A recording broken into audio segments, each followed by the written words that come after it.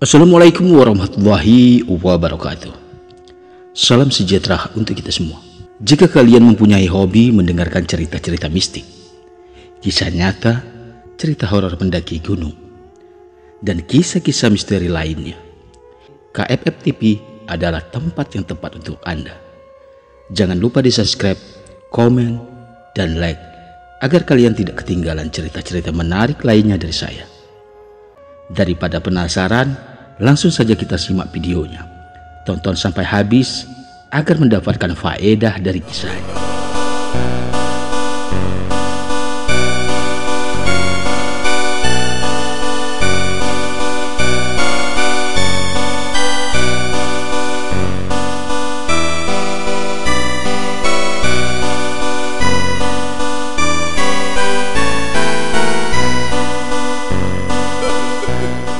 Bismillahirrahmanirrahim. Aku tidak mau melibatkan Lasri. Idris sudah tidak ubahnya seperti iblis yang haus darah. Bukan tidak mungkin sesuatu yang buruk akan terjadi. Namun ternyata dugaanku salah. Idris seketika menangis. Dia seolah baru menyadari apa yang telah dilakukannya. Tidak, apa yang telah aku lakukan? Ini tidak mungkin. Dengan tubuh yang berlumuran darah, Idris berlari masuk ke dalam hutan. Dia nampak shock, tak kalah menyadari perbuatannya kepada Marzan. Setelah meyakini Idris benar-benar telah pergi, aku kemudian menghampiri Marzan yang kini telah menjadi mayat. Nasibnya begitu tragis. Bukan hanya kepala yang terpisah dari badan, seluruh organ tubuh seperti kaki, tangan juga terpisah dengan tubuhnya. Aku hampir saja tidak kuat karena melihat darah yang keluar begitu banyak. Namun aku kuatkan mental karena saat ini hanya diriku saja yang berada di lokasi saat ini. Matahari di ujung cakrawala mulai condong. Sembari menunggu Lastri mencari bala bantuan, aku mengumpulkan potongan-potongan tubuh Marzan. Walau jasadnya sudah tidak lagi bernapas, namun darah segar dari tubuhnya masih tidak henti-hentinya mengalir. Bau anyir yang pekat membuat perutku tak enak dan kepala sedikit pusing. Sepertinya aku mengalami mabuk darah. Sejurus kemudian, mulai terdengar suara Ryu yang sepertinya berjalan mengarah ke arahku. Sesekali tebaran cahaya senter berkilauan di antara pepohonan. Aku senang kali ini Lastri membawa banyak sekali penduduk. Namun saat aku tengah mengamati datangan mereka yang akan membantu mengevakuasi Marzan, samar-samar indera pendengaran seolah menangkap sebuah percakapan dari arah hutan di sisi kiri. Terdengar jelas seperti suara orang tengah berbisik. Hari yang mulai temaram membuat pandangan terbatas, sehingga aku tidak bisa memastikan siapa pemilik suara tersebut. Sejurus kemudian, beberapa warga datang. Malam itu juga, jasad Marzan segera dibawa pulang. Kondisi jasad yang sudah tidak layak karena dimutilasi membuat evakuasi berjalan dramatis. Bau darah menghiasi di sepanjang perjalanan. Suara tangisan histeris dari pihak keluarga korban terdengar memiluhkan. Kondisi jasad yang memprihatinkan memaksa pihak keluarga harus segera mengambil sikap. Marzan harus segera dikebumikan. Darah yang terus-menerus tak hentinya mengalir membuat pihak korban sepakat agar mayatnya segera dikubur malam ini juga. Aku jelaskan semua kesaksian kepada aparatur pemerintah setempat. Jangan sampai ada spekulasi miring yang berujung melibatkanku karena hukum. Aku sengaja tidak ikut warga lainnya menggali kuburan karena tubuh terasa lemah, kepala terasa pusing. Masih teringat jelas di pikiran perbuatan sadis yang dilakukan Idris tadi sore. Tak hayal jika seluruh tubuhku terasa lemas dan pusing seperti kurang enak badan. Sedikit penjelasan untuk menambah pengetahuan kita. Pada umumnya seseorang akan merasa lemas, pusing, serta bahkan kelengar ketika melihat cairan tersebut. Kondisi ini ternyata memiliki penerangan ilmiah secara sains. Ketidaksanggupan melihat darah dikenal menjadi sinkop vasovagal. Salah satu argumen yang cukup kuat ialah hipotesis ancaman paleolitik. Hipotesis ini didukung oleh kabar bahwa sinkop vagal lebih voli terjadi pada wanita dan anak mungil. Sementara pada anak, mereka berhasil melawan fobia saat masa pubertas. Ya sudah, Bapak istirahat saja. Malam ini Ibu mungkin pulangnya agak larut, karena selain melayat, Ibu ingin menenangkan hati Maryam. Setidaknya banyak para tetangga dan sahabat yang datang akan membuatnya kuat menghadapi kenyataan ini. Bapak tahu sendiri, Maryam sama seperti kita, orang perantauan. Apalagi sekarang suaminya yang asli orang sini sudah tidak ada. Aku hanya menganggukkan kepala mendengar perkataan Lastri. Kasihan Maryam. Sekarang hanya satu-satunya buah kasihnya dengan Marzan menjadi teman untuk dirinya melanjutkan kehidupan. Aku segera mengistirahatkan tubuh karena memang besok pagi pemerintah setempat bahkan pihak kepolisian sangat membutuhkan kesaksianku. Namun saat hendak memejamkan mata, pikiranku mulai bekerja rasional. Sungguh tiada sifat berperi kemanusiaan bila aku tidak ikut mengantar Marzan ke tempat peristirahatan terakhirnya. Apalagi dia dikebumikan di pemakaman umum. Sedangkan jarak rumah di TPU tidaklah jauh, hanya sekitar 20 meter saja. Jelas suara riuhnya akan terdengar jelas. Malam itu juga Marzan dikebumikan. Walau dirinya telah tiada, namun kisahnya tidak akan pernah padam. Pertanyaan landasan apa sehingga Idris sampai tega mengakhiri nyawa adik iparnya sekejam itu, seolah menjadi misteri yang tak pernah terungkap. Berbagai spekulasi keluar dari mulut masyarakat setempat. Saat ini kuat kabar pertikaian itu diawali oleh sempadan tanah. Apalagi kejadian itu terjadi di perbatasan tanah keduanya.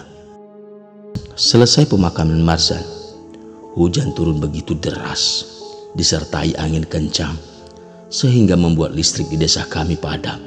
Langit seolah ingin membersihkan bumi yang telah tercemari darah akibat keserakahan anak manusia.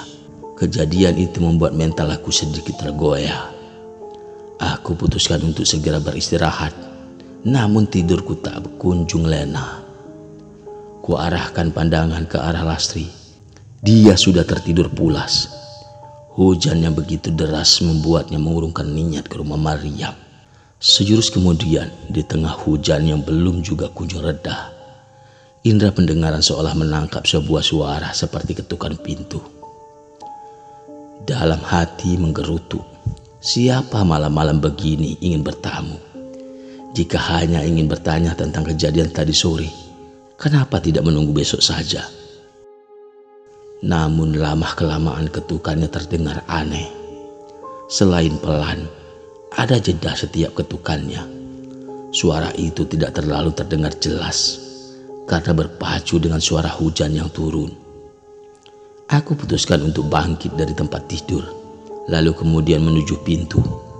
Tapi entah mengapa, semakin kaki ini kian dekat dengan pintu, aku seolah merasa bau anjir seperti darah. Sesekali cahaya kilat memberi penerangan di celah-celah jendela. Terlihat sesosok sedang berdiri di teras rumah. Sudah dapat disimpulkan bahwa itu adalah manusia, karena dari cahaya kilat terlihat sebelah bahu kirinya. Sebelum benar-benar membukakan pintu, aku sempat menoleh ke arah jam dinding yang terpajang di ruangan tamu. Jarum tendeknya mengarah ke angka 2, waktu dini hari. Siapa? Aku mencoba bertanya untuk mengetahui siapa pemilik ketukan pintu tersebut. Namun, alih-alih mendapatkan jawaban, aku malah tidak mendapatkan sosok apapun di balik pintu. Padahal jelas-jelas dari celah jendela yang diterangi cahaya kilat, ada seseorang yang tengah berdiri di teras rumah. Sejurus kemudian, Aku dikejutkan oleh seseorang yang berlari di tengah curah hujan yang deras menerobos semak-semak di sekitar rumah warga. "Ampun, maafkan aku, maafkan aku." Seseorang yang berlari di semak sekitar rumah warga itu berteriak minta ampun. Sepertinya dia sedang dikejar sesuatu. Akibat mati lampu, aku tidak bisa memprediksi siapa gerangan kiranya. Namun suaranya sangat familiar. Aku seolah mengenalnya. Tapi siapa? Fisik yang masih lemah membuat pikiranku tak berjalan dengan maksimal. "Bapak sedang apa?" tanya Lastri. Rupanya dia mengetahui gelagatku. Aku jelaskan kejadian yang baru saja dialami. Lastri menghela napas panjang. "Bapak masih kepikiran kejadian yang dialami Marsan ya?" tanyanya. "Iya Bu, kejadian tadi sore terus saja menghantui Bapak." Aku kembali menutup pintu, lalu kemudian menguncinya dari dalam. "Bapak mau Ibu buatkan kopi?" ujarnya menawarkan. Aku memberikan anggukan kecil sebagai isyarat mengiyahkan ucapannya. Jam dinding terus berputar menjalani kewajibannya menggapai waktu selanjutnya. Curah hujan yang tadinya deras mulai menyisakan rintik-rintik ditemani semilir angin. Hawa dingin pergantian malam ke fajar mulai terasa menembus tulang. Namun walaupun begitu, pikiranku seolah enggan menghapus ingatan tentang peristiwa berdarah yang dilakukan Idris tadi sore. Entah setan apa yang menguasai jiwanya, sehingga dia tega mengakhiri nyawa adik iparnya sendiri dengan begitu sadis dan beringas. Akhir-akhir ini banyak kejadian aneh yang terjadi di desa kami. Belum juga mendapatkan jawaban tentang hilangnya mayat anak Pak Wira. Kini malah ditambah kejadian Marzan yang tewas mengenaskan di tangan kakak iparnya sendiri. "Pak, Bapak!" Seketika lamunanku dibuyarkan oleh teriakan Lastri. Dengan langkah cepat tanpa pikir panjang lagi, aku segera bergegas menghampirinya. Entah apa yang baru saja terjadi pada Lastri. Aku temukan dia tergeletak pingsan di dekat sumur di belakang rumah. Aku segera mengecek pernapasannya dengan meriksa denyut nadi dan melihat pergerakan dada serta perut. Beruntung semua tampak normal-normal saja. Tidak ada benturan yang mencederai fisik bagian luarnya. Aku baringkan tubuhnya pada tempat datar dan dalam posisi memulihkan. Memiringkan kepalanya ke samping dan memastikan wajahnya tidak terhalangi. Aku posisikan salah satu tangan Lastri tegak lurus dengan dada dan tangan lainnya menekuk ke arah wajah. Setelah itu aku miringkan tubuhnya ke depan sehingga tangan yang menekuk berada tepat di bawah kepala dan kaki yang membentuk sudut berada di atas kaki yang lurus. "Bu, bangun Bu," panggilku sembari menggoyangkan tubuhnya. Tapi nampaknya cara itu tidak berhasil menyadarkan Lastri. "Bu, bangun Bu."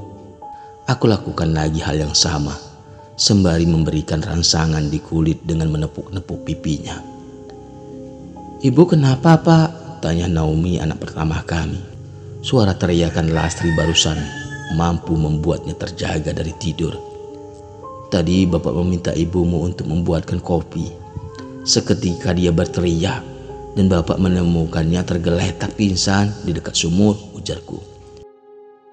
"Iya, tadi Naomi juga mendengar teriakan ibu. Bu, bangun Bu." "Ibu hanya pingsan. Cepat kamu ambilkan minyak kayu putih di dalam laci di kamar Bapak," perintahku kepada Naomi. Naomi bangkit dari singgasananya, lalu kemudian mengambil minyak kayu putih sesuai apa yang telah kuperintahkan. Sementara menunggu Naomi mengambil minyak kayu putih, aku pindahkan Lastri ke dalam rumah dengan cara merangkulnya. "Ini Pak," ujar Naomi yang telah kembali setelah mengambil minyak kayu putih di kamar. Kubuka tutup botol minyak kayu putih itu dan kutempelkan di sekitar hidung Lastri. Alhamdulillah, cara ini ternyata berhasil menyadarkannya. Aku sengaja tidak menanyakan apa-apa dulu. dan memberi sedikit waktu agar Lastri bisa beristirahat untuk pemulihan. "Ini ibu minum dulu," ujarku kepada Lastri sembari memberikan segelas air putih. Setelah Lastri selesai meminumkan air putih itu dan diyakini dia sudah benar-benar pulih, barulah aku mempertanyakan apa yang terjadi padanya. Tadi saat ibu sedang memasak air, ibu seolah melihat sekelebatan bayangan dari ala luar tepat di depan pintu dapur yang memang ibu buka. Ibu curiga itu adalah maling. Tanpa berpikir panjang, ibu memeriksanya. Ibu menemukan seseorang tengah berdiri di sebelah rumah, tidak jauh dari sumur. Niat hati ingin menegurnya. Seketika cahaya kilat memberi penerangan, sehingga membuat ibu bisa melihat dengan jelas. Ucapan Lastri terhenti. Seketika tubuhnya berkeringat dingin. Wajahnya nampak pucat disertai deruh napas yang tak beraturan. "Apa yang ibu lihat?" desakku dengan pertanyaan. "Marzan, Pak." "Pak, Naomi takut," ujar Naomi setelah mendengarkan perkataan ibunya. Ia lalu memelukku. Keesokan harinya, kabar tentang hantu Marzan yang penasaran menyebar luas sampai ke penjuru desa. Sampai jumpa lagi di episode berikutnya. Wassalamualaikum warahmatullahi wabarakatuh.